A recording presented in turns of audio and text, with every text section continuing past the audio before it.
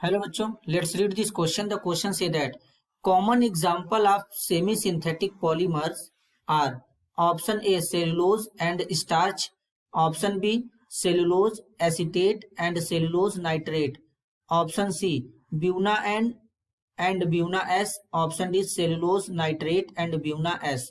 Question में हमसे बोला गया है सेमी सिंथेटिक पॉलीमर का कॉमन एग्जाम्पल क्या होगा। तो सबसे पहले समझेंगे की कॉन्सेप्ट होगा सेमी सिंथेटिक पॉलीमर। अब बेसिकली जो सेलुलोज के डेरिवेटिव होते हैं उनको सेमी सिंथेटिक पॉलीमर कहते हैं, क्योंकि जो सेलुलोज होता है सेलुलोज एक नेचुरल पॉलीमर होता है।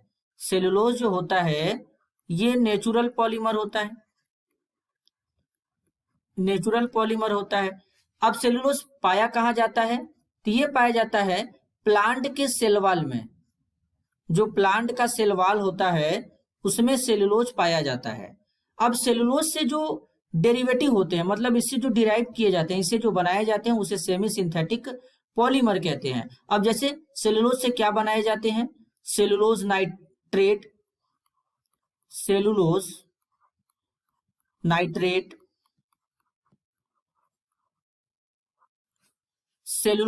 एसीटेट,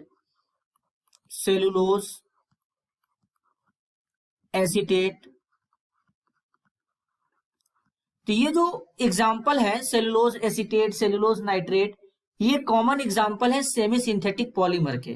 तो यहाँ पर करेक्ट ऑप्शन को आइडेंटिफाई करेंगे तो ऑप्शन ए में बोला गया है cellulose and starch.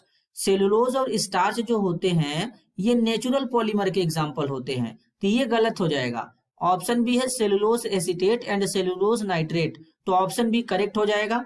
Option C में है ब्यूना एन और ब्यूना एस, तो जो ब्यूना एन और ब्यूना एस होता है ये जो एग्जाम्पल है ये सिंथेटिक पॉलीमर के होते हैं, तो ये भी गलत हो जाएगा। ऑप्शन डी में है cellulose nitrate and Buena S. अब जो ऑप्शन डी में सेलुलोज नाइट्रेट दिया है ये तो सेमी सिंथेटिक पॉलीमर का एग्जाम्पल है, बट जो ब्यूना एस दिया है ये सिंथेटिक पॉलीमर का एग्जाम्पल है, तो इसलिए ऑप्शन डी भी गलत हो जाएगा। तो ऑप्शन बी करेक्ट होगा, cellulose acetate and cellulose nitrate ये एग्जाम्पल होते हैं सेमी सिंथेटिक पॉलीमर के। This is your answer. I hope you understood it well. All the best.